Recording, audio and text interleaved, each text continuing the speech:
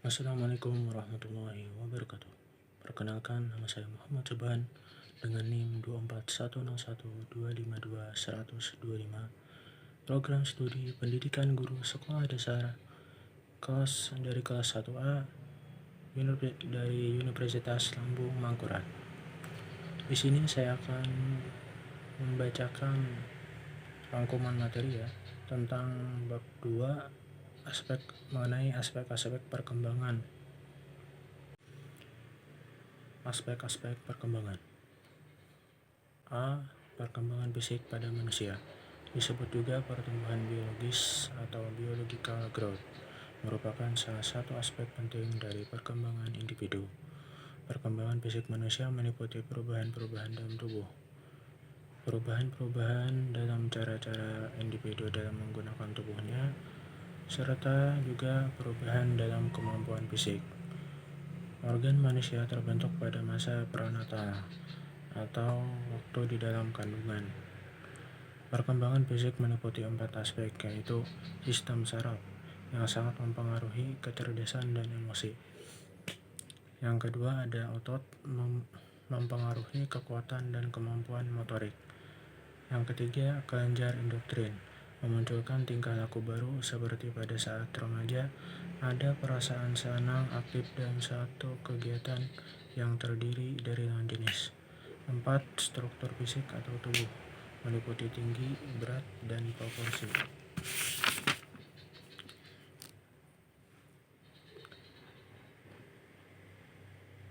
Perkembangan fisik terbagi kepada 2 bagian, diantaranya meliputi 1. Perkembangan anatomis, ditunjukkan dengan perubahan kuantitatif pada struktur tulang belulang, tinggi dan berat badan, tinggi kepala dengan tinggi keajekan badan secara menyeluruh.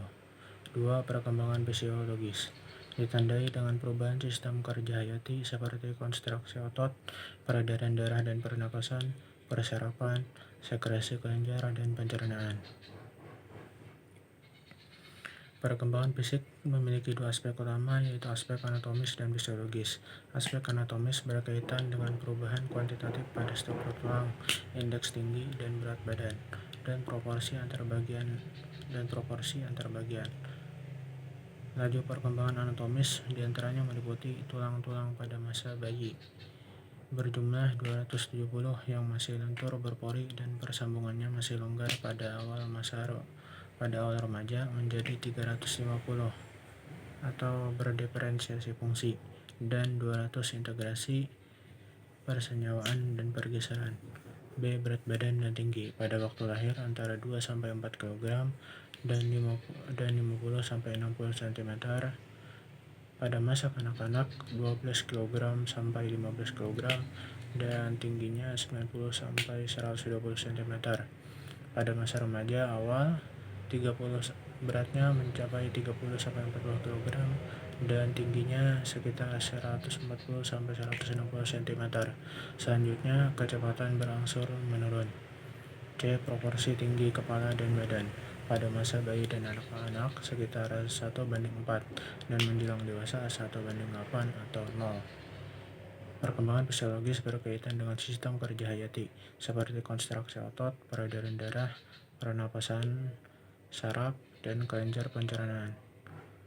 Laju perkembangan fisik mengikut 2 prinsip utama, yaitu cephalocauda dan proximodistal. Prinsip cephalocauda berjalan dari bagian kepala menuju ekor dan kaki, adapun proximodistal berjalan dari bagian tengah menuju ke tepi atau tangan. Aspek fisiologi paling penting adalah otak atau brain. Otak dapat dikatakan sebagai pusat perkembangan dan fungsi kemanusiaan. Otak terdiri atas 100 miliar sel saraf atau neuron, dan setiap sel memiliki sekitar 3.000 koneksi atau hubungan dengan sel saraf lainnya. Neuron terdiri dari inti sel atau nukleus dan sel bodi sebagai penyalur aktivitas dari sel saraf yang satu ke sel lainnya. B. Karakteristik perkembangan fisik peserta didik. Pada kelas 1 sekolah dasar merupakan peristiwa penting bagi peserta didik. Dengan masuk sekolah dasar akan membawa akibat pada perubahan besar dalam kehidupannya, seperti perubahan sikap, nilai, dan perilaku. Di sekolah dasar merupakan periode pertumbuhan fisik yang lambat dan relatif seragam sampai terjadi perubahan pubertas. Kira-kira 2 tahun menjelang matang secara seksual. Karena itu, masa ini sering disebut sebagai periode tenang. Masa tenang ini bukan berarti tidak ada pertumbuhan fisik yang berarti. Nah, di antara pertumbuhan fisiknya yaitu keadaan berat dan tinggi badan yang meningkat. Sampai umur 6 tahun, badan anak bagian atas berkembang lebih lambat daripada bagian bawah. Anggota badan pendek dan perut relatif besar. Pada masa akhir anak-anak, tinggi bertumbuh 5 hingga 6% dan berat bertambah sekitar 10% setiap tahun. Pada usia 6 tahun, tinggi rata-rata anak adalah 46 inci dan berat 22,5 kg. Kemudian pada usia 12 tahun, tinggi anak mencapai 60 inci dan berat 40 hingga 42,5 kg.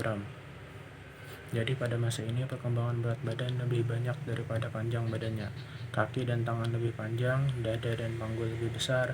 Peningkatan berat badan ini dikarenakan sistem rangka dan otot bertambah, juga beberapa organ tubuh, dan kekuatan otot-otot secara berangsur bertambah dan gemuk bayi atau baby fat berkurang. Kekuatan otot ini bertambah karena faktor keturunan dan juga seringnya latihan atau berolahraga. Karena perbedaan jumlah sel otot, maka umumnya anak laki-laki lebih kuat daripada anak perempuan. Pertumbuhan fisik pada masa ini memberi kemampuan bagi anak-anak untuk berpartisipasi dalam kegiatan baru, tetapi juga dapat menimbulkan permasalahan dan kesulitan secara fisik dan psikologis bagi mereka. 2. Perubahan fisik. Pada masa pubertas terjadi perubahan fisik secara dramatis disebut dengan growth spurt atau percepatan pertumbuhan, di mana terjadi percepatan pertumbuhan di seluruh bagian tubuh dan dimensi fisik, baik pertambahan berat dan tinggi maupun kematangan seksual. 3. Proporsi tubuh. Perubahan proporsi tubuh terlihat pada bagian-bagian tubuh tertentu yang sebelumnya terlalu kecil pada masa pubertas menjadi terlalu besar. Hal ini terlihat pada pertumbuhan tangan dan kaki yang sering jadi tidak proporsional. Perubahan lainnya juga terlihat pada ciri-ciri wajah, di mana wajah anak-anak mulai menghilang, seperti dahi yang meluas, mulut melebar, dan bibir menjadi lebih penuh.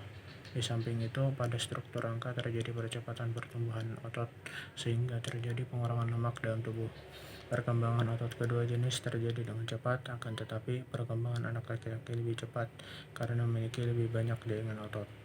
C. Implikasi genetik, lingkungan, dan otak terhadap pendidikan. Pemahaman tentang dampak faktor lingkungan terhadap perkembangan anak akan memberi pendidik suatu pertimbangan optimis tentang potensi yang harus dikembangkan dalam diri peserta didik. Hal-hal yang harus diketahui pendidik terkait perkembangan anak diantaranya yaitu memahami dan menghargai perbedaan individual anak. Memahami dan menghargai perbedaan individual anak. Guru yang dapat menghargai berbagai karakteristik fisik, tipe-tipe kepribadian, dan bakat-bakat mereka dapat membuat peserta didik menjadi senang. 2. Menyadari faktor lingkungan mempengaruhi setiap aspek perkembangan. Gen mempunyai pengaruh yang kuat terhadap karakteristik fisiologis. Perkembangan dan belajar harus dipandang sebagai suatu hasil pertumbuhan biasa dari aspek biologis yang sangat berpengaruh terhadap anak. 3. Mendorong siswa menentukan pilihan sendiri untuk meningkatkan pertumbuhan. Untuk menjadi dewasa, anak-anak harus mencari lingkungan dan pengalaman yang sesuai dengan kemampuan naturalnya. Guru di sini hanya menolong mereka menentukan aktivitas yang memungkinkan mereka menggunakan dan menyeimbangkan bakat mereka. Oke, selanjutnya perkembangan otak, yaitu merupakan aspek perkembangan peserta didik yang amat penting dipahami oleh guru dan orang tua, karena otak merupakan organ yang sangat mempengaruhi kecerdasan seseorang. Otak merupakan sistem biologis yang digunakan untuk mengindra dunia dan memberikan berbagai tanggapan padanya. Otak merupakan pengontrol perilaku. Otak juga memberikan kewaspadaan, berodetaknya jantung, gerakan meremas pada usus, produksi sel darah biru, hingga berdirinya rambut di kulit bila kita takut. Semuanya diatur oleh sistem saraf. Tak satu pun organ atau sel dalam tubuh kita yang lepas dari jangkauan otak. Karena merupakan sentral semua aktivitas manusia, baik aktivitas organ yang ada di dalam maupun aktivitas panca indera yang ada di luar, otak mempunyai pengaruh yang amat besar bagi semua aspek perkembangan.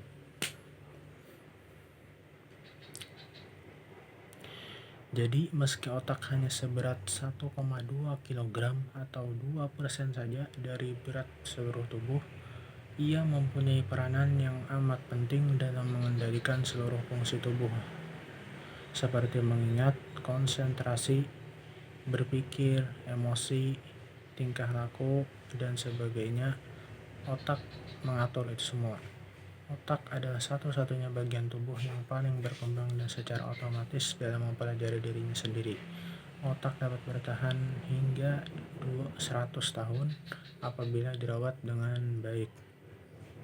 Tidak seperti organ-organ lain, otak makin tua, makin juga menunjukkan fungsi yang kian luas dan lebar. Ini dikarenakan pengalaman seseorang. Pengalaman seseorang itu kan bertambah sesuai usianya. Maka, kian tahun interkoneksi antara sel saraf atau neuron dalam otak makin padat. Otak dapat dibentuk terus-menerus. Otak dapat terus bertambah dalam jangka milidetik demi milidetik, mengikuti pengalaman hidup masing-masing. Kelebihan otak terletak pada sifat plastisnya. Kapasitas otak berubah dan berkembang. Perkembangan otak juga dipengaruhi oleh interaksi hereditas dan lingkungan. Perkembangan otak dimulai pada masa parental, yaitu 25 hari setelah konsepsi. Pada awal perkembangannya, otak terlihat baru seperti sebuah tabung yang tidak rata dan sangat halus. Tabung halus ini berisi sel-sel dan kemudian membentuk kantong atau ruang. Ruang tersebut kemudian terbagi menjadi 3 bagian yang menjadi forebrain atau otak depan, midbrain atau otak tengah, dan hindbrain atau otak belakang. Mengikuti pertumbuhan janin, otak depan berkembang secara perlahan hingga menjadi yang terbesar dari ruang lainnya. Kemampuan janin memproses informasi otak depan Mengikuti kemampuan janin memproses informasi otak depan semakin besar, dan otak tengah mengurangi besarnya, dan otak belakang relatif sama seperti semula. Pada usia 5 hingga 20 minggu, janin mulai memproduksi sel-sel neuron. Sel neuron berguna mentransmisikan informasi dan membuat manusia berpikir cerdas. Zat glial adalah sel khusus yang mengelilingi sel neuron dan memungkinkan terjadinya proses berpikir. Neuron ini membentuk saraf yang dikenal dengan dendrit guna menjalin hubungan satu sama lain. Neuron akan semakin bertambah seiring adanya hubungan baru. Pertambahan hubungan ini diakibatkan dari masuknya informasi ke dalam otak. Jadi ketika informasi masuk, terjadi hubungan antara sel saraf. Jika jalinan itu didukung oleh komponen myelin, maka jaringan akan kuat dan tahan lama. Myelin ini berhubungan dengan daya ingat seseorang. Semakin sering orang itu mengulang informasi, maka semakin tegas myelination atau myelinnya semakin kuat. Jadi myelination yaitu proses di mana sel saraf ditutup dan dibungkus dengan lapisan sel lemak. Pembungkusan berdampak pada kecepatan informasi. Kecepatan informasi bergerak melalui sistem waras saraf. Proses myelination berlangsung pada tahun-tahun pertama. Proses myelination lebih terlihat pada masa parental. Perkembangannya berlanjut pada masa anak-anak, remaja, dan dewasa awal. Demikian juga pada masa parental, otak berkembang sangat cepat dalam hal jumlah dan ukuran sel saraf. Pada masa parental, janin sudah dilengkapi dengan semua sel saraf atau neuron yang akan dimiliki sepanjang hidupnya, sehingga masa ini merupakan fase yang paling penting dalam perkembangan otak anak. Dengan itu, maka bayi yang baru lahir siap menjalankan tugas kelangsungan hidup dan membentuk hubungan sederhana. Meski pada saat lahir dan pada masa awal bayi, keterkaitan antara sel saraf masih lemah. Menurut ahli saraf, sel otak tidak diproduksi lagi setelah anak dilahirkan. Artinya otak tidak bertambah besar dengan lebih banyak neuron, tetapi hanya penambahan jumlah jaringan antar neuron. Jika jumlah jaringan antar neuron meningkat, anak mampu berpikir hal-hal yang lebih kompleks. Waktu dilahirkan, bayi memiliki 10 miliar neuron, kemudian neuron membentuk ribuan sambungan yang disebut dengan dendrit, yang mirip jaring laba-laba. Dan ada juga akson yang berbentuk memanjang. Dendrit mengalami perkembangan besar pada usia 2 tahun. Pada 2 bulan pertama bayi, dendrit mencapai 50 sampai 1000 triliun. Dipengaruhi oleh perkembangan dendrit dipengaruhi oleh stimulasi lingkungan anak tersebut. Selanjutnya, sel glial tumbuh di sekitar akson memungkinkan neuron mentransmisikan pesan-pesan lebih cepat. Pertambahan myelination menjadi penyebab pertambahan ukuran otak anak. Myelination dalam area otak penting dalam memfokuskan perhatian yang belum berkembang sempurna. Ini mengimplikasi anak-anak pada usia balita akan sulit memfokuskan perhatian. Tetapi ketika masuk usia sekolah dasar, fokus perhatiannya akan semakin lama semakin kuat, hingga pada masa remaja itu lebih fokus. Ketika anak-anak berusia 3 tahun, ukuran otaknya 3/4 otak orang dewasa. Pada usia 5 hingga 7, ukuran otak anak telah mencapai 2/3 otak orang dewasa. Sampai usia 8 tahun, ukuran otak anak dapat dikatakan sempurna, tetapi masih memerlukan waktu berkembang. Pada usia remaja, perkembangan terjadi pada wilayah korteks, di mana anak dapat mengontrol tingkah lakunya sendiri.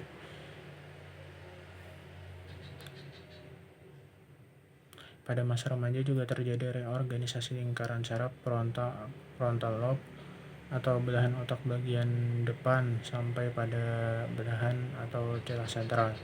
Frontal lobe berfungsi dalam kemampuan merumuskan perencanaan strategis atau kemampuan mengambil keputusan. Frontal lobe berpengaruh dalam kemampuan kognitif remaja dan mengembangkan kemampuan penalaran, hingga memberi kemampuan pertimbangan moral dan kesadaran sosial baru. Sebagai anak muda yang memahami pikirannya sendiri dan pikiran orang lain, remaja mulai membayangkan apa yang dipikirkan orang tentang dirinya. Ketika kognitif mereka matang, remaja memikirkan apa yang diharapkan dan melakukan kritik terhadap masyarakat mereka, orang tua mereka, dan bahkan terhadap kekurangan diri mereka sendiri.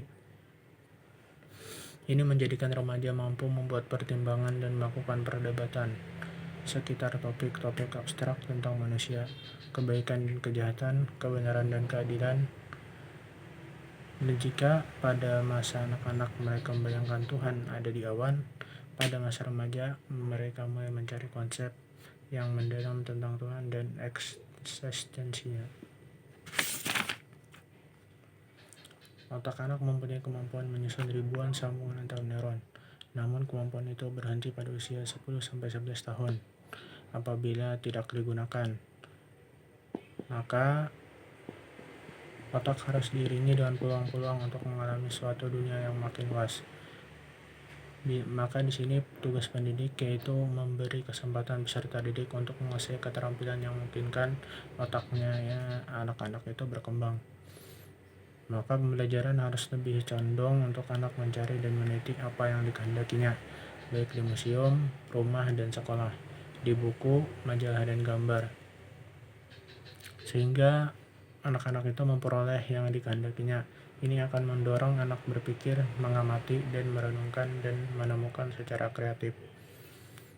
Sebaliknya, apabila pengetahuan dijejalkan secara berlebihan, justru akan mengganggu pemahaman dan melelahkan otak anak.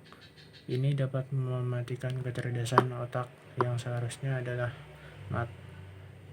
yang seharusnya adalah seperti mata air yang mengalir secara berangsur-angsur, bukan seperti wadah yang harus langsung diisi penuh.